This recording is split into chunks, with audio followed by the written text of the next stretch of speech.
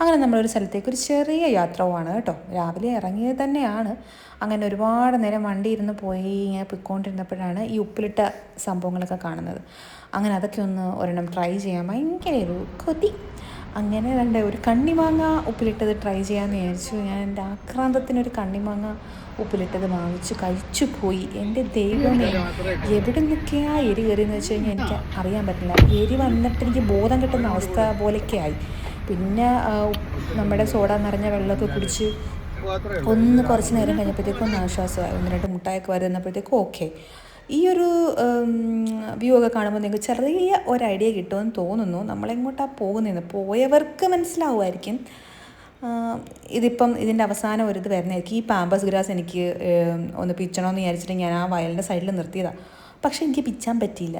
എന്താണെന്ന് വെച്ച് കഴിഞ്ഞാൽ അവിടെ ഭയങ്കര ഒരുമാതിരി കുഴിയാണ്. റോഡും വയലും തമ്മിലുള്ള ഒരു ഡിസ്റ്റൻസ് ഒരു കുഴി പോലെയാണ്. പക്ഷെ അവിടെ ഇറങ്ങാൻ പറ്റില്ല. എനിക്ക് ഭയങ്കര ആഗ്രഹമായിരുന്നു അതൊന്ന് പിച്ചണം. ഒന്നും നടന്നില്ല. അങ്ങനെ നമ്മൾ പോയിക്കൊണ്ടിരിക്കുന്ന സ്ഥലം എത്തി വേറെ എവിടെയല്ല, ഗുരുവായൂരപ്പൻ്റെ അടുത്താണേ.